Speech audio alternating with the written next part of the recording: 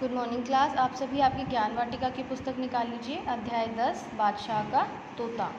ये अध्याय हमने प्रीवियस वीडियो क्लास में पढ़ा था। आज हम इस अध्याय का अभ्यास कार्य करेंगे। सबसे पहले शब्दार्थ। कुछ कठिन शब्द इस अध्याय में आए थे जिनके अर्थ हम देखेंगे। पहला शब्द है भेंट। भेंट का अर्थ होता है उपहार, मतलब गिफ्ट। दूसरा शब्द है नियमित। नियमित मतलब रोज़ यानी रेगुलर। मदद का अर्थ होता है सहायता, असिस्टेंस या फिर हेल्प। उपाय, इसका अर्थ होता है तरीका, ठीक है, मेथड, मतलब किसी चीज़ को करने का तरीका या फिर आइडिया भी आप कह सकते हो। ओके। अगला शब्द है विशेष। विशेष का अर्थ होता है खास यानी स्पेशल।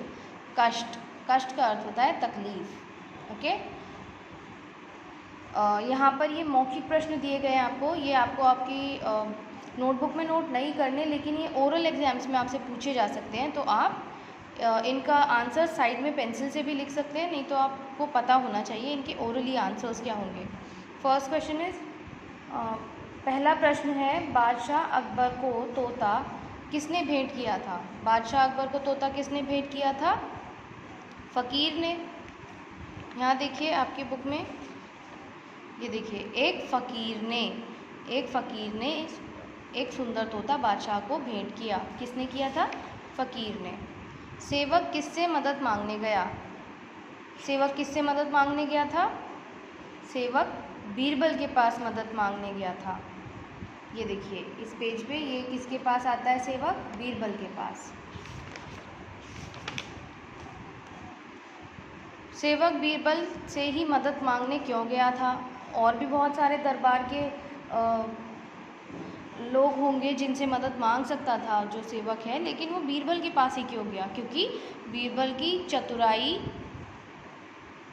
पूरे राज्य में क्या थी? प्रसिद्ध थी, मतलब वो फेमस था अपनी चतुराई के लिए। तो उसको क्या लगा कि एक बीरबल ही है जो उसकी हेल्प कर सकता है।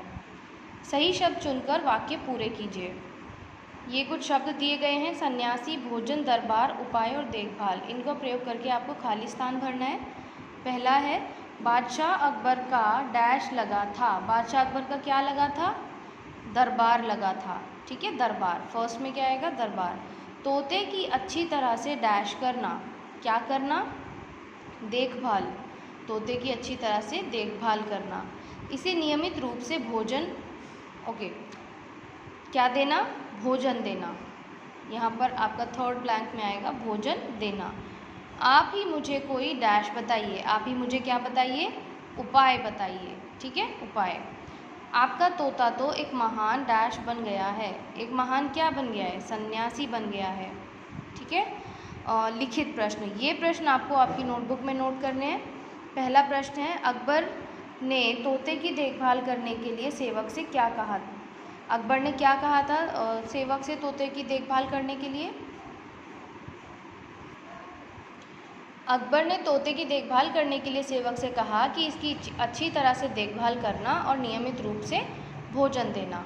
दूसरा प्रश्न है, सेवक ने बादशाह को क्यों नहीं बताया कि तोता मर गया है?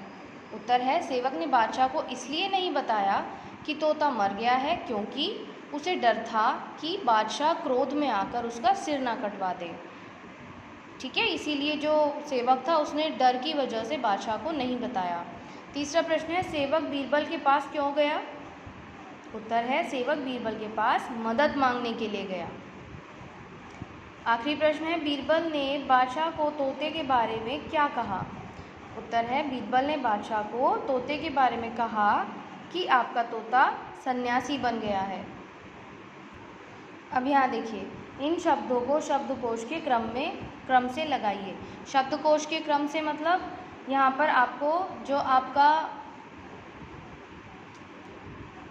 वर्णमाला में कौन सा जो शब्द है वो पहले आता है, उससे शुरू होने वाले शब्द को, कौन सा जो आपका वर्ण है, ठीक है, वो पहले आएगा। तो उससे शुरू होने वाले शब्द को आप पहले लिखेंगे और उसके बाद जो वर्ण आएगा उसके बाद लिखेंगे। जैसे आपके यहाँ पर देखिए, महान म से शुरू हो रहा है, भेंट भ से शुरू हो रहा है, गुस्सा ग से, अकबर अ से और फ़कीर फ से। तो यहाँ पर सबसे पहले क्या आता है? म भ ग अ या फिर फ, सबसे पहले आता है अ, तो यहाँ पर आप लिखेंगे अकबर, ठीक है। उसके बाद क्या आता है आपका म, भ, ग या फिर फ, उसके बाद आता है ग, ये तो आपका स्वर में आ गया। उसके बाद क, ख, ग पहले आ रहा है तो गुस्सा, ठीक है। अब हमारे पास बचा महान, भेंट और फ़कीर। अब इसमें फ पहले आता है या म या भ, पहले आता है फ, ठीक है, फ़कीर। उसके बाद आपका आता है भ, भेंट, देन म, महान, ठीक है। इस तरह से आपको सीक्वेंस में लगाना है। ऐसे ही देखिए तोता, मदद, प्रार्थना, बीमार, पिंजरा। यहाँ पर सबसे पहले क्या आएगा, सबसे पहले क्या आएगा, प्रार्थना, ठीक है, प्रार्थना।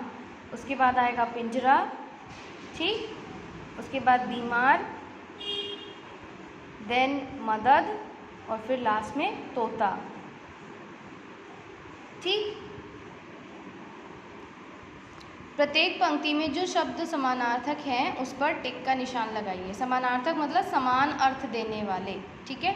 सुंदर का समान अर्थ देने वाले, आप इसको पर्यायवाची भी बोल सकते हैं। खूबसूरत या असुंदर, इसके जैसा या समान अर्थ देने वाला शब्द क्या है, सुंदर, तो सुंदर के आगे टिक लगाइए। कष्ट, कष्ट का आसानी या तकलीफ, समान अर्थ देने वाला शब्द है तकलीफ, ठीक है। कष्ट होना मतलब तकलीफ होना, ठीक है। नियमित, नियमित मतलब प्रतिदिन या फिर कभी कभी। देखो नियमित का मतलब होता है रेगुलर, तो इसका एक समान अर्थ देने वाला शब्द और क्या हो सकता है, प्रतिदिन, ठीक है। भेंट, दान करना या उपहार देना। भेंट करने का मतलब होता है उपहार देना, ठीक है। सही उत्तर चुनकर टिक का निशान लगाइए। बुद्धि शब्द का वर्ण विच्छेद क्या होगा। वर्ण विच्छेद मैंने आपको पिछले जो चैप्टर्स पढ़े थे उनमें भी बताया था क्या होता है वर्ण विच्छेद। जो हमारे वर्ण होते हैं ना उसको, उसमें स्वर पहले से ही विद्यमान रहता है, ठीक है। मतलब जैसे ये देखिए आपका आधा ब जमा अ मिलकर बनता है पूरा ब, ठीक है। ये जो आप पढ़ते हो ना क ख ग पूरा कंप्लीट, उसमें ये अ स्वर पहले से विद्यमान रहता है और उसके ब के नीचे से इस तरीके से टेढ़ी सी लाइन है, इसको बोलते हैं हलंत, ठीक है। जब इनके नीचे हलंत लगा होता है सारे वर्णों के नीचे और उनमें अ जब जुड़ जाता है तो वो पूरे कंप्लीट हो जाते हैं। तो एक तो विच्छेद आपने ये करना सीखा, ठीक है। और कहीं भी अगर आपको स्वर दिखे तो स्वर का क्या होगा, विच्छेद नहीं होगा, ठीक है। स्वर कैसे दिखेगा आपको, स्वर हम कैसे यूज़ करते हैं, मात्राओं की तरह।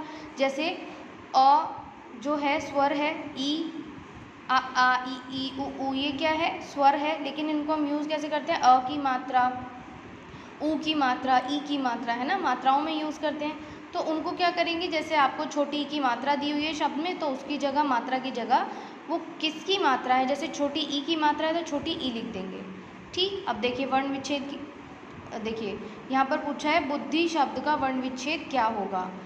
तो यहाँ देखिए ब, ठीक है, ये बिल्कुल करेक्ट है, लेकिन उसके बाद ऊ, क्या बुद्धि में बड़े ऊ की मात्रा है, ये देखिए बड़ा ऊ दिया हुआ है, बड़े ऊ की मात्रा है, नहीं, छोटे ऊ की मात्रा है, यहाँ बड़ा ऊ दिया है, गलत, ठीक है, रॉन्ग हो गया आंसर, ये पूरा आंसर हो रॉन्ग। अब देखिए आगे, इसमें पहला जो ये है वर्ण ही पूरा कंप्लीट दिया हुआ है और हमने क्या सीखा था, विच्छेद जब करते हैं तो आधा और स्वर लगा के उसको कंप्लीट करते हैं। तो यहाँ तो ऑलरेडी कंप्लीट दिया हुआ है, लेकिन हमें यहाँ पर विच्छेद देखना है, तो यहाँ हलंत नहीं है तो ये भी इनकरेक्ट है। यहाँ भी सेम मिस्टेक है, देखो यहाँ भी ब कंप्लीट दिया हुआ है जबकि इसके नीचे हलंत आना चाहिए था, तो आगे का आंसर देखने का मतलब ही नहीं है, ये भी बिल्कुल रॉन्ग है। इसमें देखिए ब के नीचे हलंत और यहाँ पर हम अ जब इसको तोड़ते हैं तो अ इसमें से निकलता है, ठीक है। लेकिन क्योंकि इसमें अभी कोई मात्रा नहीं है, अगर इसमें कोई मात्रा होगी तो उस मात्रा को लिखेंगे हम, किसकी मात्रा है उस स्वर को लिखेंगे, ठीक है। जैसे ब हमने तोड़ दिया, लेकिन ब पे हमारे पास क्या थी, ऊ की मात्रा थी, लेकिन छोटे ऊ की, तो यहाँ पर छोटा ऊ आ गया, ये हो गया बू, ठीक है।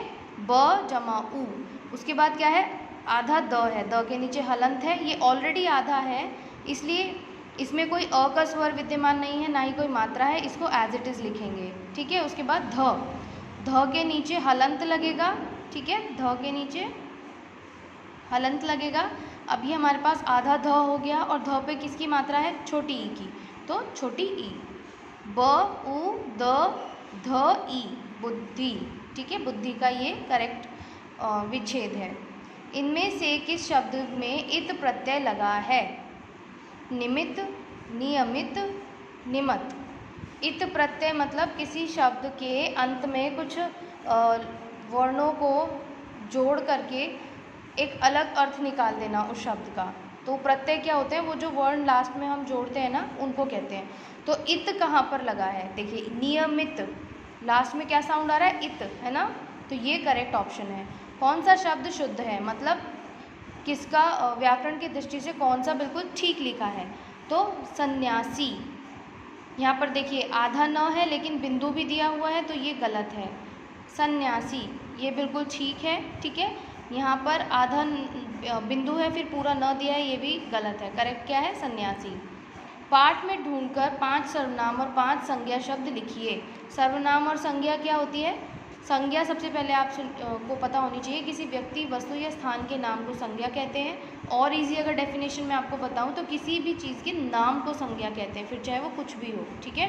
सर्वनाम क्या होता है, जब हम संज्ञा को बार बार रिपीट ना करें तो उसकी जगह जिन शब्दों का प्रयोग करते हैं, संज्ञा के स्थान पर जिन शब्दों का प्रयोग करते हैं उन्हें सर्वनाम कहते हैं, ठीक है। तो यहाँ पर संज्ञा शब्द क्या आए थे, जैसे अकबर व्यक्ति का नाम, ठीक है। अकबर के लिए हम क्या यूज़ कर रहे थे अध्याय में, यह है, वह है, ठीक है। तोता पक्षी का नाम है, ठीक है। इसके लिए या फिर यहाँ पर आपको ओनली ये नहीं लिखना है कि इनके लिए आपने क्या सर्वनाम यूज़ किए, इसमें बस कोई भी सर्वनाम और संज्ञा शब्द आपको ढूंढ के लिखने हैं। तो आप अध्याय में से कुछ भी जैसे लिख सकते हैं। यहाँ पर अकबर, तोता, बीरबल, दरबार, ठीक है, ये स्थान का नाम हो गया, घर स्थान का नाम हो गया, ये हो गए आपके संज्ञा शब्द जो अध्याय में आए थे। यह, मैं, हमें, तुम्हारा, तुम, वे, ये सब क्या है, ये आपके सर्वनाम है जो इस अध्याय में आए थे। इन संयुक्त व्यंजनों से 2-2 शब्द बनाइए। इन शब्दों को मिलाकर आपको 2-2 शब्द लिखने हैं। जैसे न्यो से बना अन्याय और न्याय, छ से बना स्वच्छ अच्छा, क्य से बना क्या वाक्य, ठीक है। स्त से बना परास्त और अस्त, द लिखाइए, ठीक है, ध, ये आधा द और ध है तो इसको क्या पढ़ेंगे, ध, ठीक। तो प्रसिद्ध और यहाँ पर वृद्ध, ठीक है, वृद्ध, ये यहाँ पर इस तरह से आएगा, वृद्ध, ठीक।